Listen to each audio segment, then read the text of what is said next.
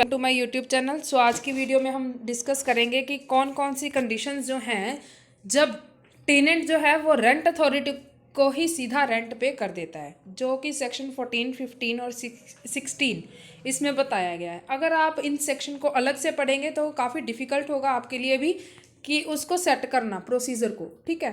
तो इस वीडियो में मैंने ये तीनों सेक्शंस को मर्ज करके एक प्रोसीजर बताया है, ठीक है। तो आई होप आपको ये पसंद भी आएगा।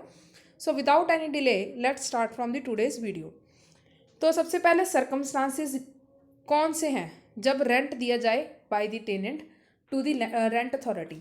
भाई सबसे पहले अगर वो रिफ्यूज़ कर दे लैंडलॉर्ड कि मैंने रेंट नहीं लेना तेरे से, ठीक है, या फिर उसने रसीद नहीं दी लैंडलॉर्ड ने for the payment of the rent, या फिर टेनेंट को ही रीजनेबल डाउट हो कि भाई मैं रेंट किसको पे करूं, ठीक है। कौन कौन से बंदे जो हैं वो क्लेम कर रहे हैं, सब जब एक से ज़्यादा पर्सन क्लेम कर रहे हैं कि हाँ I am the entitle to receive the rent, तो उस केस में उसे रीजनेबल डाउट हो, ठीक है।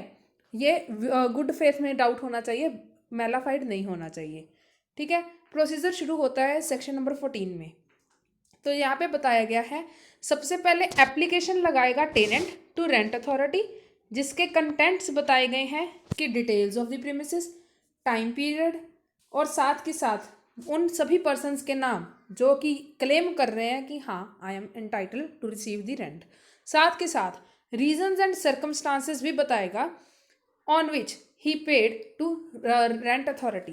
भाई कोई तो वजह होगी, इन तीनों में से हमने जो ऊपर सर्कमस्टांसेस देखे हैं फर्स्ट पॉइंट में, तीनों में से कोई तो एक वजह होगी या फिर कोई और वजह होगी कि क्यों वो रेंट अथॉरिटी को जमा करा रहा है, ठीक है। सेकंड, टाइम पीरियड कितना होना चाहिए। टाइम पीरियड क्या है for the deposit of rent by tenant to rent authority, section number 15 ये बता रहा है 21 दिन में, as from the time specified in section number 13। Application दी जानी चाहिए टू द लैंडलॉर्ड कि हाँ मैंने ये रेंट जो है डिपॉजिट कर दिया है टू द रेंट अथॉरिटी। उस एप्लीकेशन के कंटेंट्स क्या होंगे, पेमेंट ऑफ रेंट और अदर चार्जेस पेएबल, साथ के साथ full particulars regarding the deposit, ठीक है। सबसे पहला हमने देख लिया कि एप्लीकेशन लगानी है टेनेंट ने टू द रेंट अथॉरिटी, जिसके कुछ कंटेंट्स हैं। सेकंड हमने देख लिया डिपॉजिट करा देने हैं उसने पैसे टू द रेंट अथॉरिटी, साथ के साथ उसने डिपॉजिट का नोटिस जो है वो लैंडलॉर्ड को भेज दिया, ठीक है। अब भाई कब माना जाएगा, व्हेन इट डीम्ड कि जो भी उसने डिपॉजिट कराया है वो इनवैलिड है। भाई अगर उसने सबसे पहले नोटिस नहीं दिया, एप्लीकेशन नहीं दी of the deposit to landlord, तब secondly if rent not deposited by tenant to rent authority within time, जो टाइम पीरियड 21 डेज का प्रिस्क्राइब है। If application of deposit contains false statement, भाई ये फॉल्स स्टेटमेंट विलफुली होनी चाहिए। अगर उसने गुड फेथ में कोई भी फॉल्स स्टेटमेंट दी है तो फिर उसके लिए ये सब सेक्शन अप्लाई नहीं होगा, ठीक है। तो फिफ्थ देखते हैं एप्लीकेशन, यहाँ पे वर्ड एप्लीकेशन था। एप्लीकेशन बाय पर्सन्स, भी एक भी हो सकता है, एक से ज़्यादा भी हो सकते हैं, तभी ब्रैकेट में मैंने एस लिखा है। फॉर विड्रॉल ऑफ रेंट और other charges payable by tenant to rent authority, section 14 बताता है ये कि भाई उसने जब भी विदड्रॉल कराना है पेमेंट का, रेंट या फिर अदर चार्जेस पेएबल जो कि पे किए थे टेनेंट ने टू द रेंट अथॉरिटी, तो वो पर्सन एप्लीकेशन लगाएंगे टू द रेंट अथॉरिटी। अब भाई यहाँ इस सब सेक्शन में ना एक प्रॉब्लम ये है कि वर्ड लैंडलॉर्ड मेंशन नहीं है। क्यों? क्योंकि भाई रीजनेबल डाउट है टेनेंट को वेदर ही इज लैंडलॉर्ड और नॉट, ठीक है, इसीलिए लैंडलॉर्ड वर्ड जो है वो नहीं मेंशन। तो अब हम देखते हैं प्रोसीजर। सबसे पहले रीजनेबल अपॉर्चुनिटी दी जाएगी उन सभी पर्सन्स को, उन सभी व्यक्तियों को जिनका नाम मेंशन है under the heading of person claiming rent in the application. अब कौन सी एप्लीकेशन की बात की गई है यहाँ पे, जो टेनेंट ने रेंट अथॉरिटी को दी है, ठीक है, सबसे पहले पॉइंट में, सॉरी सेकंड पॉइंट में।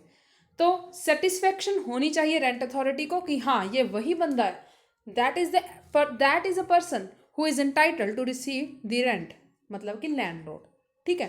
साथ के साथ वो अथॉरिटी जो है वो कॉम्पिटेंट भी होनी चाहिए। अब भाई time period for withdrawal of rent और other charges payable by persons, अब भाई एप्लीकेशन कब लगानी है उसने application within the 5 years लगानी है, जब टेनेंट ने पेमेंट जो है कर दी है टू द रेंट अथॉरिटी, ठीक है, साथ के साथ उसे नोटिस भी मिल चुका हो। अगर उसने विड्रॉल नहीं कराया 5 साल में, तो फिर क्या होगा, नोटिस दिया जाएगा रेंट अथॉरिटी के द्वारा लैंडलॉर्ड को, या फिर उन पर्सन्स को जो कि इंटाइटल हैं to receive the rent, return notice दिया जाएगा बाय द रजिस्टर पोस्ट, जो भी उनका लास्ट एड्रेस था उस पर। ठीक है, पब्लिकेशन ऑफ नोटिस पब्लिक किया जाएगा, साथ के साथ लोकल न्यूज़पेपर में भी ये छपवाया जाएगा। अगर फिर भी विड्रॉल नहीं करवाया तो फिर ऑर्डर दिया जाएगा by the rent authority to forfeiture of amount to the government, सीधा गवर्नमेंट के पास जाएगी। सो बेसिकली क्या प्रोसीजर है, सबसे पहला एप्लीकेशन लगाएगा tenant to the rent authority कि हाँ मैं जो है रेंट नहीं दे पाया, या फिर किसी भी ग्राउंड पे कि हाँ मैंने जो है आपको रेंट पे करना है। ठीक है, सेकेंड स्टेप क्या है, उसने जो है टाइम पीरियड में जो है पेमेंट भी करनी है टू द रेंट अथॉरिटी। साथ के साथ थर्ड स्टेप में जो है नोटिस देना है, उसने एप्लीकेशन देनी है to the deposit, application of deposit to landlord. ठीक है, फोर्थली विड्रॉल की जो है एप्लीकेशन दी आनी चाहिए बाय द लैंडलॉर्ड या फिर पर्सन्स जो कि क्लेम कर रहे हैं कि हाँ मैं इंटाइटल हूँ रिसीव करने के लिए रेंट। कोर्ट अपना प्रोसीजर देखेगी, वो देखेगी कि क्या वो पर्सन्स वाकई में इंटाइटल हैं कि नहीं, और टाइम पीरियड क्या है विड्रॉल की एप्लीकेशन के लिए जो कि लैंडलॉर्ड लगाएगा इन रेंट अथॉरिटी 5 ईयर्स। ठीक है, तो अब हम देखते हैं रेमेडीज अवेलेबल टू पार्टीज। कुछ रेमेडीज जो है वो दी गई हैं इन्हीं सेक्शंस में टू द पार्टीज। अगर जो है statement mention in application by tenant to rent authority, जो पॉइंट नंबर 2 में दी गई है, for payment of rent is untrue, उस केस में क्या होगा, लैंडलॉर्ड के पास राइट है to make an application in rent authority. अभी टाइम कौन से टाइम पे जो है वो एप्लीकेशन दे सकता है, at the time of recovery या फिर withdrawal of amount application by landlord to rent authority, या फिर जब उसे नोटिस ऑफ डिपॉजिट रिसीव होगा बाय द टेनेंट उसके 30 दिन के बीच में। ठीक है, तो अब आगे देखते हैं, ऑन विच ग्राउंड दैट, भी कौन सी ग्राउंड पे जो है ये सबसेक्शन अट्रैक्ट होगा, कौन सी ग्राउंड पे ये जो है रेमेडी अट्रैक्ट होगी, that the reason and circumstances under application by tenant to rent authority are untrue. ठीक है, प्रोसीजर कौन सा फॉलो होगा, वही रीजनेबल अपॉर्चुनिटी, साथ दोनों पार्टीज को जनरली जो है नेचुरल जस्टिस के प्रिंसिपल फॉलो करते हैं। टेक्निकलिटी जो है प्रोसीजर की, इंडियन एविडेंस एक्ट सीपीसी, वो यहाँ पे फॉलो नहीं होती for the speedy disposal of the case. ठीक है, कंपनसेशन कितनी पे की जाएगी by tenant to landlord in the form of rent deposited by tenant to rent authority including 2 month rent paid to landlord as compensation.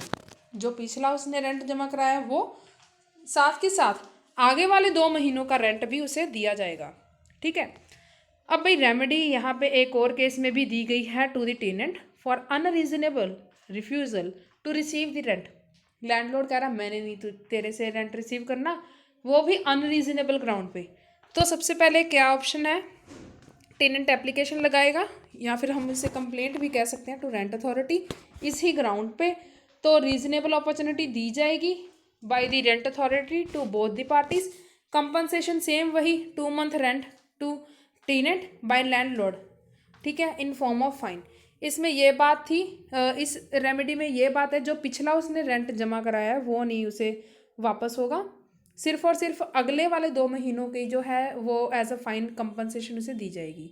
ठीक है, section 16 छोटा सा point है, ये कह रहा है कि अगर लैंडलॉर्ड ने या फिर किसी भी पर्सन ने विड्रॉल करा लिया या फिर रिकवर कर लिया वो रेंट और अदर पेएबल चार्जेस जो कि डिपॉजिट करवाए गए थे by the tenant to the rent authority.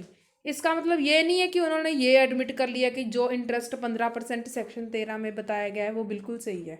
ठीक है, या फिर उसने ये उस एप्लीकेशन के जो कि टेनेंट ने रेंट अथॉरिटी को दी थी उस एप्लीकेशन के सभी कंटेंट्स को एक्सेप्ट या फिर एडमिट कर लिया, ये बिल्कुल भी नहीं है।